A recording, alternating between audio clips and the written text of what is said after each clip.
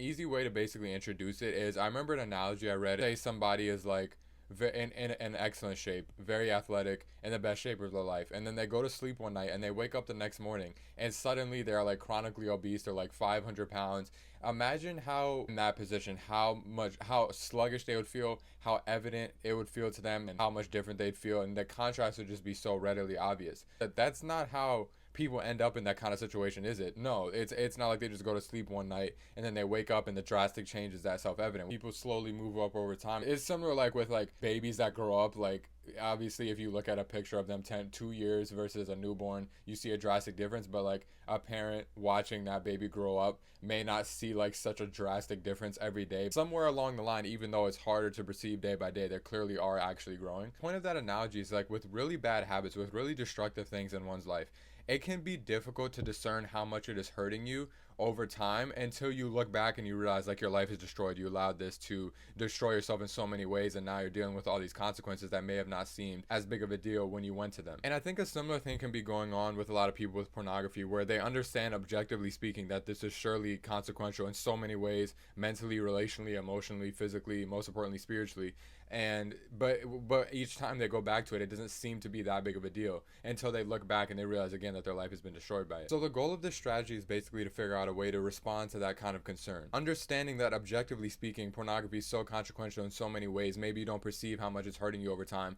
but it surely is, and it keeps hurting people the longer they stay with it. And then on top of that, every single usage is of course greatly wrong. To give like an example of like the strategy in its infancy phase, it's basically one may not perceive how much pornography usage damages them when they go to it. But what one could easily readily perceive is that feeling of a hungry stomach as they try to go to sleep at night, because they told themselves that if they PMO, they are not going to eat food for the rest of the day. So now that the decision they made is not only presented as the useless, counterproductive, and wrong short-term sensation just to bring all the shame and nonsense and regret, but also they have like a physical, tangible, easily perceivable reminder, like a tutor, of how stupid that decision was. The point of this isn't so that they relish in guilt, isn't so that they spiral in shame, but so that the idea of going back to pornography is made all the more unattractive by knowing that you have set up a system. You've set up some kind of system where if I go back to pornography, not only does it mean I embrace all the nonsense and the shame and the consequences, not only does it mean I do something wrong, but then I also have all of these other consequences that I set up. And so here's an example of what the system may look like. Is I can't eat for the rest of the waking period, and before I go to sleep I must do these things.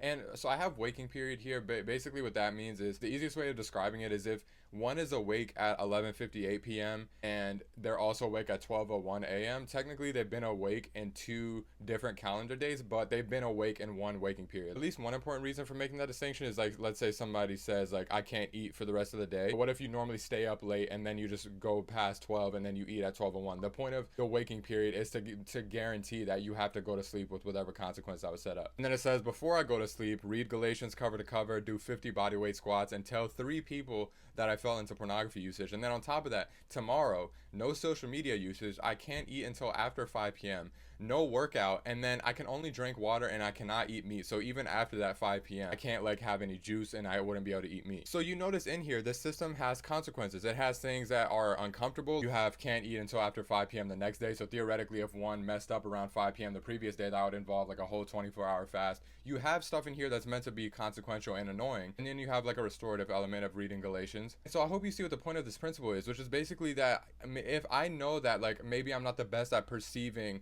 literally all the consequences that come with pornography, even though I know very much they are, and I know it's very evil, but in the weakness of my flesh, sadly, that doesn't seem to influence me as much as it should. So in light of those things, I set up a system where I intentionally make things annoying, where I intentionally make things consequential. Like another thing that could be added in is like you can't go to sleep with your pillow that day. Like stuff that's meant to literally be annoying, stuff that's meant to like actually mess with you, because it is supposed to be a tutor with the functional goal of making pornography all the more stupid and undesirable to go to. But it just adds another mental element, another factor that helps one to realize and remind one, yeah, that's a stupid decision. Why would I do that? Why would I go for that useless, counterproductive, nonsensical, shameful sensation for that brief period of time just to do something wrong, just to sin against God, just to contradict the kind of man I want to be, just to push myself back from my goals. And then on top of that, I have all of these consequences I now have to do, including like telling accountability partners and doing stuff that I know is going to be very annoying and uncomfortable to magnify how stupid and undesirable it is to go PMO. What if I just don't do it? I mean, if this is my own accountability system, system? What if I just don't follow through with it?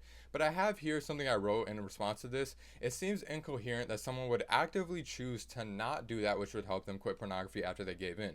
In other words, not following through with it would mean post-usage, which has that regret and remorse with it, one would decide to not follow through with their own accountability system, which discourages the whole system's goal of making pornography even less desirable. And yet, why would you make that decision following a usage with all that shame, assuming you still care about your desire to stay away from the useless poison of porn? In other words, this concern is incoherent in the sense that it assumes post-usage with all the sadness, shame, and remorse of it, instead of reinforcing how stupid that it was to give in so as to motivate themselves to not go back, they don't follow through. It does require a sense of integrity, but as long as you can acknowledge, like, yeah, pornography is greatly evil and I don't want this in my life, why would I not follow through with this when I know that just leads to me removing a very important barrier that mentally is supposed to help keep me away from that? And another idea to add on to this is having a specific accountability partner for this system, where, for example, if one of your things involves like doing a certain amount of exercise or like a certain amount of fast, you check up with them. Maybe you send them a video of you doing what you said you would do, stuff like that, to add another factor of motivating you and holding you accountable to stick to your system. And then the last point I have here is I have incoherency and the system cannot change your heart. So by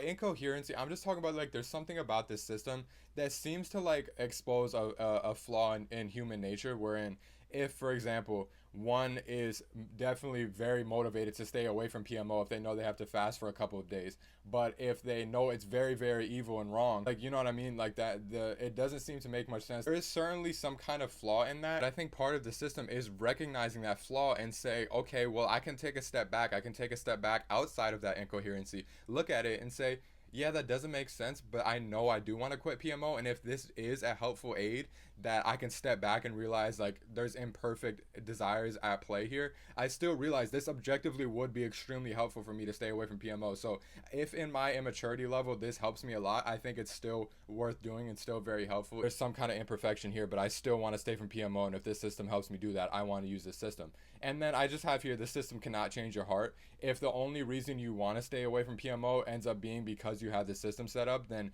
you would still stay away from it because like you don't want to do all those things in your system. It's very annoying, but obviously that would be, again, flawed. There should be more to that. So while I take steps to grow in my relationship with God, while I take steps to grow as a man, while I take steps to get more disciplined, this system can be like a helpful aid until I get to the maturity level, until I get to the understanding that PMO is so undesirable and so stupid in of itself that even if I had no system set up, I still wouldn't want to go to it because it is just so undesirable. Because again, this system does not make PMO undesirable. PMO is undesirable. This system is just like a tutor reminding you of that fact and making it all the more undesirable. I hope you understand the goal of the system, and like I said, it is very customizable. It can be applied to many different things, and I do hope it is helpful and it can be applied well. So if you enjoyed the video, please make sure to leave a like and let me know your thoughts in the comments, and thanks for watching.